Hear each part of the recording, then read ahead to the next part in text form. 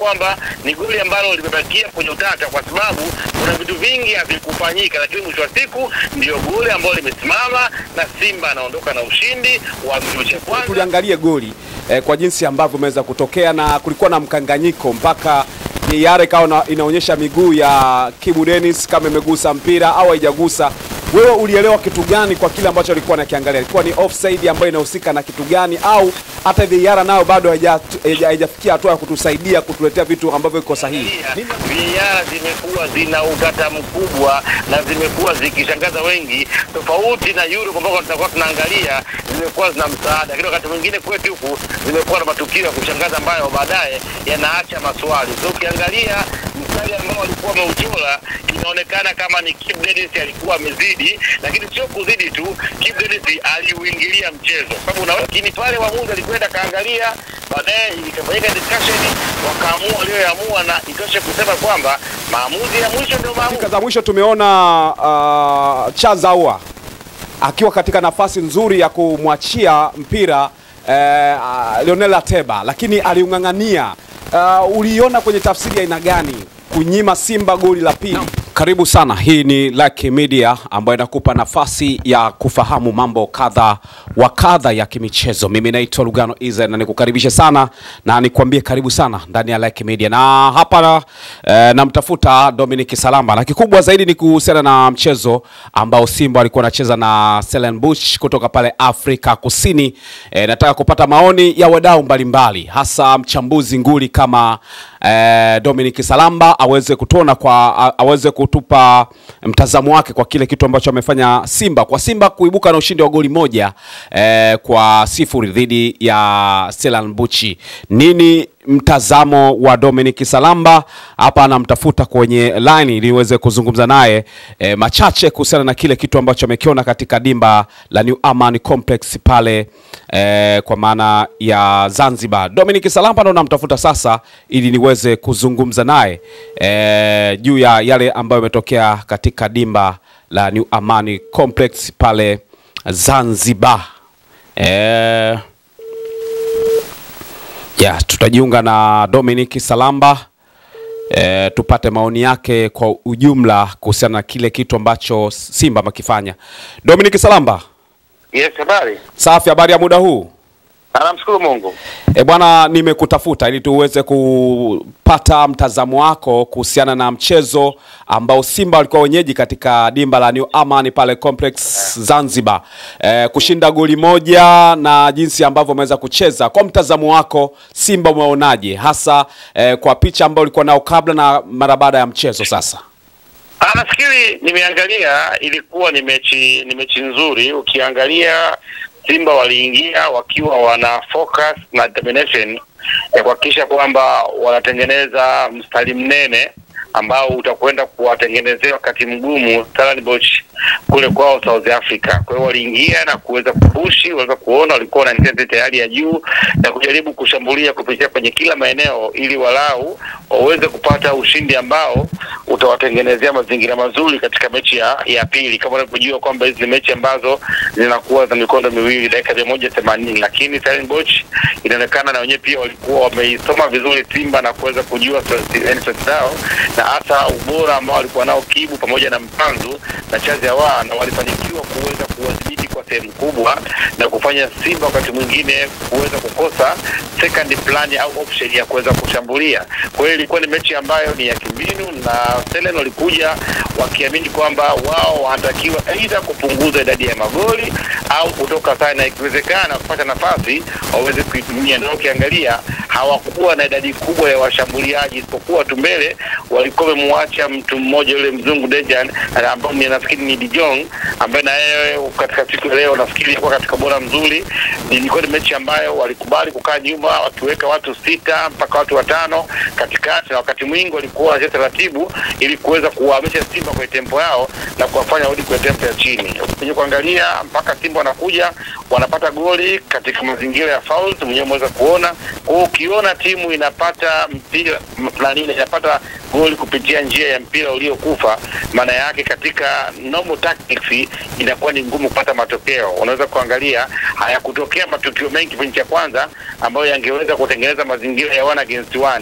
Kwa nini nazungumza kipindi cha kwanza? Kwa sababu kipindi cha kwanza kila timu ilikuwa inashikilia ambacho inacho. Kipindi cha pili mwishoni, baada ya Stellenbosch kuwa wameruhusu bao, wakaona ni wakati ambao na wao wanataka sawa funguke ili kuweza kutafuta bao na kuweza ku-equalize. Ndio maana yakawa yametokea mashimo mengi ambayo Simba kama wangekuwa na utulivu wangeweza kuyatumia na kuweza kuibuka na ushindi mnene, lakini kwa bahati mbaya mambo yakuwa mazuri. Nafasi mbili za ambazo zilipata au kuweza kuzitumia, kila wakati mwingine ndio mpira ambao unakuwepo.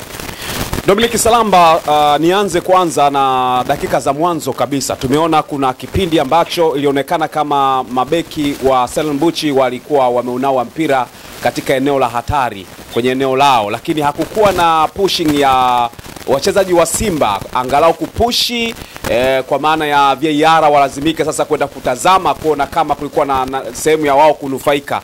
Hii kwako unaichukulia kwa picha aina gani?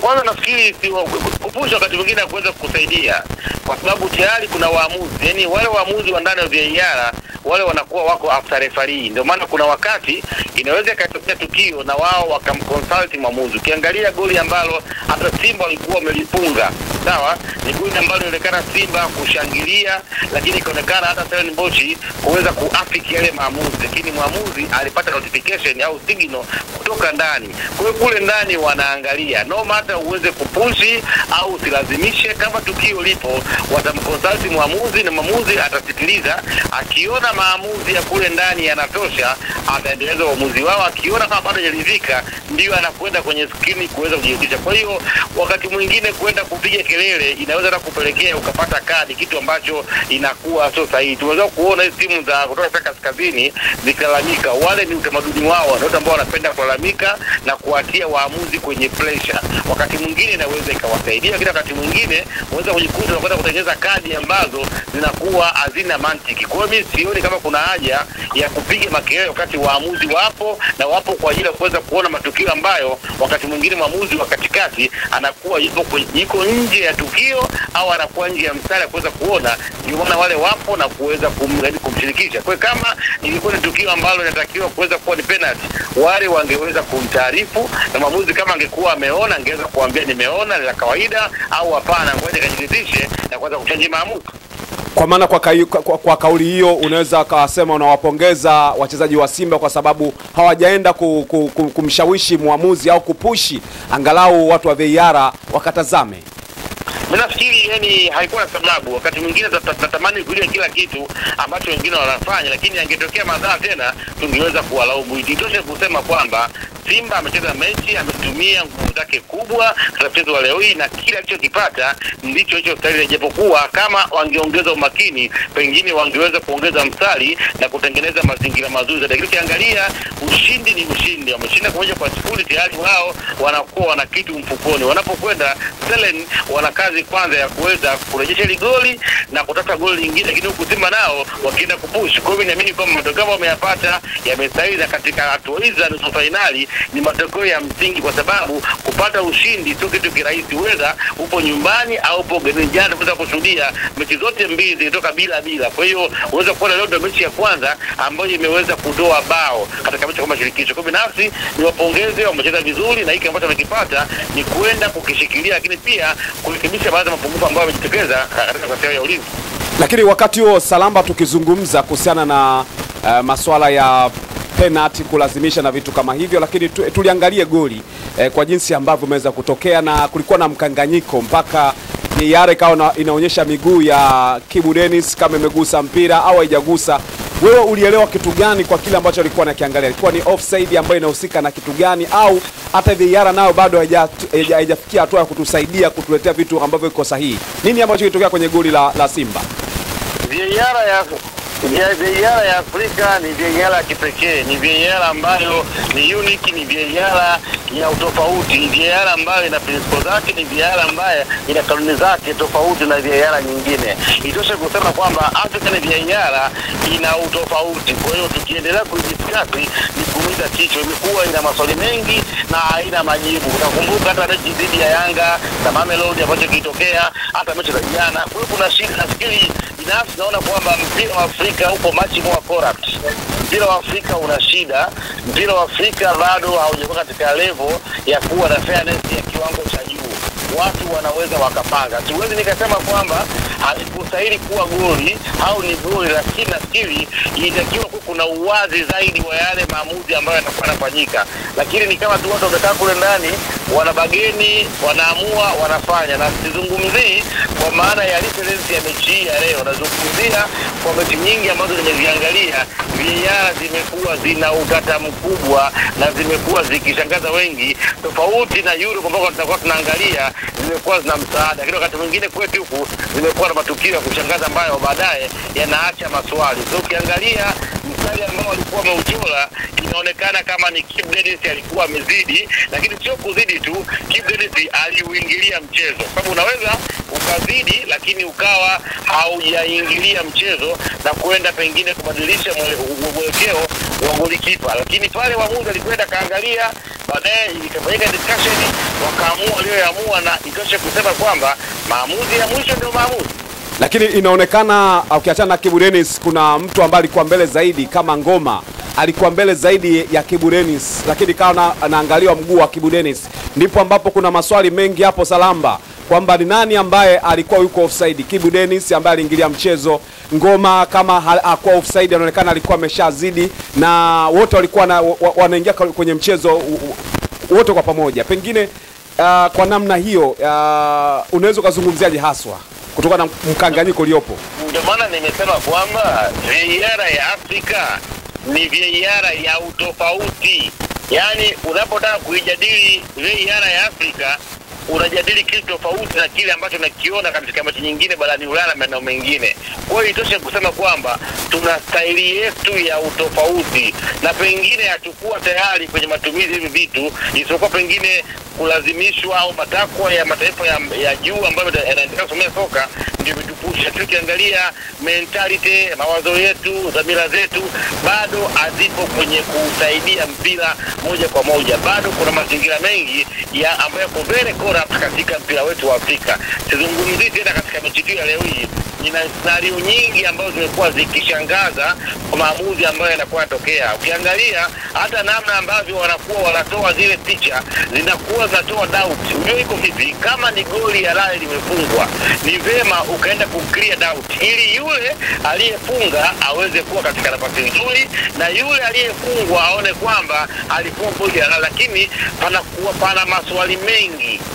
Naona mpira unasimama, mtu anasikiliza, anakwenda, anarudi, hana majibu, mstari haichuli vinavyotakiwa. Yaani ni shida tofauti. Europe ukiangalia kama ni offside watakaa, baadaye watakuletea picha zote katika angle zote na kuweza kuona kama mtu alikuwa amezidi kisigino, alizidi bega, vyote vinaonekana na kwenda kuondoa zile sintofahamu ambazo watu wangeweza kuzifikiria. Kwa kuna wakati watengeneza mazingira magumu ya watu kuweza kubeza kitu ambacho wakati mwingine kilikuwa kipo sahihi. Kwa hiyo kusema kwamba ni goli ambalo limebakia kwenye utata kwa sababu kuna vitu vingi havikufanyika, lakini mwisho wa siku ndio goli ambalo limesimama na Simba anaondoka na ushindi wa mechi ya kwanza.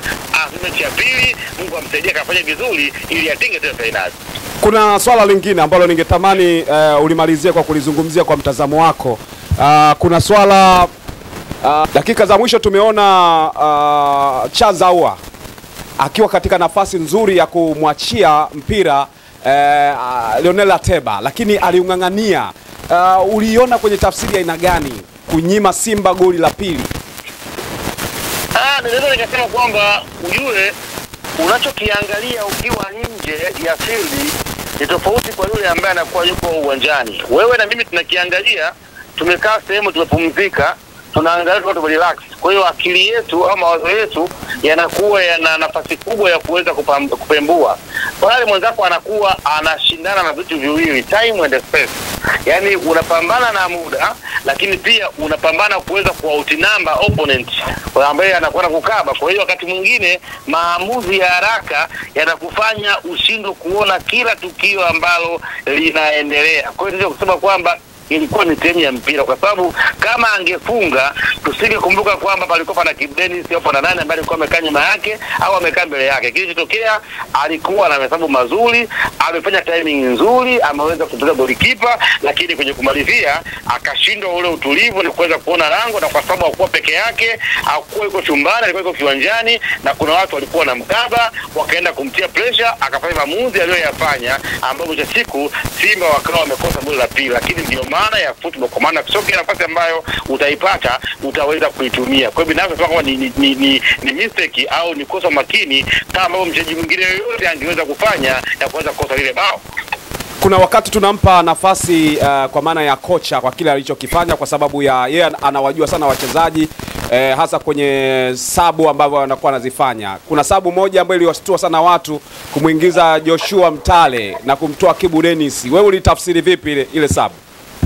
Mwalimu pale anakuwa yuko na staff wenzake, kwa maana technical bench yote wanaofanyia mchezo evaluation ya kina kwenye kila maeneo. Mimi nilikuwa nimemuelewa kwa sababu Simba ilifika hatua walikuwa wanataka kupushi kupata goli la pili, wakati Stellenbosch walikuwa wanatamani mechi ishe whether wakiwa wako nyuma kwa goli moja au waweze kusawazisha. Kwa kadri muda unasogea wakawa wanapunguza kasi ya mchezo ili kwenda kuua mchezo, na wakawa wanakana mipira katika eneo lao ili kuweza kufanya delayment ya mchezo. Kwa hiyo itakiwa mwalimu atafute mtu ambaye atakuwa na multi speed, mtu ambaye atakuwa na speed kubwa na akiamini kwamba kwa speed yake inaweza kwenda moja kusababisha fouls kwenye eneo la nje la maadui au hata penalty, kwa sababu ni mtu ambaye ana kasi hata kama finishing yake sio nzuri. Na unaweza kuona kuna mipira ambayo aliweza kupushi kama Kibu au kama Hetateba angekuwa na umakini wangeweza kuscore bao. Kwa nafikiri ilikuwa ni sababu nzuri ya kuweza kwenda kushinikiza wale Stellenbosch waweze kufanya makosa, na makosa yao Simba aweze kuyatumia ili kuweza kutanua wigo wa ushindi. Kuna watu walimtazama kama ni speed basi pengine Barua angesaidia sana kuliko Joshua Mtale, na wengine walitazama uwezo wa kukaa na mpira mguuni na dribbling nzuri kutoka kwa Chasambi, lakini kumuingiza wengi wakasema hakuna chochote alichofanya kabla ya hapo. Alikuwa na imani gani mwalimu? Ni kwa sababu ya mechi za FA zilizotangulia au kuna kitu ambacho anakiona zaidi ya wale wengine ambao watu walikuwa nawataja kwa Joshua Mtale?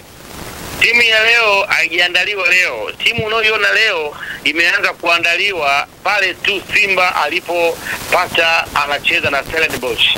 Baada ya mechi ya Zamalek na Stellenbosch kuweza kumalizika, benchi la ufundi la Simba likaanza kuandaa mchezo huu. Kwa hiyo wakati wote wa mazoezi Simba amekaa almost siku 7 mpaka nyeto wengine siku 10 wakiwa wana mchezo, walikuwa wanajiandaa. Ambacho walikuwa nakiandaa ndio hiki ambacho tumekiona leo. Kwa hiyo hata kwenye na imani, hata kwenye uwanja wa mazoezi, kwenye training sessions zao zote kuna kitu walikuwa nakifanya, ndio maana mwalimu hajakurupuka. Kwa hiyo from nowhere tu hawezi kwenda kumjulisha Sambi au Barua, kwa sababu watu wanaamini Barua ni bora kuliko pengine Mutaye au kuliko nani. Wote walioingia leo maana yake ni plani ambayo ilikuwa ishapangwa, kwa tutaingia na plani hii, tunakutana na opponent huyu anacheza hivi, watafanya hivi, ikifika hapa tutafanya hivi. Kwa hiyo itosha kusema kwamba hiki ambacho tumekiona leo ndio ilikuwa ni full package ambayo tulikuwa tumeandaliwa kuweza kupata matokeo kama Tanzania katika mechi ya leo hii. Na kama ingetokea Simba ameshinda magoli 5 magoli 6, usingesikia chochote. Kwa hiyo niseme tu kwamba ni matokeo ya mpira yametokea, tuyaheshimu na sio wakati wa kuanza kutupia lawama au maneno kwa nani. Yote yametokea ni sehemu ya mpira na mwalimu alikuwa sahihi, lakini alichokifanya tu akiweza kutokea matokeo ndio watu wako kulalamika. Dominic Salamba, mimi nikushukuru sana kwa mchango wako, na bila shaka watu wameshapata madini ya kutosha kutoka kwako. Nakushukuru pia. Asante sana. Naam, nilikuwa nazungumza na Dominic Salamba, mchambuzi wa soka ambaye alikuwa anatoa mtazamo wake kuhusiana na kile kitu Simba ambacho amekifanya dhidi ya Stellenbosch kutoka pale Afrika Kusini, mchezo wa awali ambao umechezwa hapa nyumbani, na mchezo wa pili utaenda kuchezwa kule Afrika Kusini, ambapo sasa Simba kama ni kuvuka basi atavuka kiwa Afrika Kusini, kama ni kubaki kwenye hatua ya nusu fainali basi atabaki kutoka Afrika Kusini. Manake Tanzania atakuja kinyonge au kishujaa, yote tunayasubiri katika mchezo utakaofuata. Mimi naitwa Lugano Israel. Asante sana kwa wale ambao wamechagua Like Media. Subscribe na kucomment, basi ni sehemu nzuri sana ambayo itakufanya uendelee kuwa karibu, lakini pia kuwa familia na Like Media. Mpaka wakati mwingine.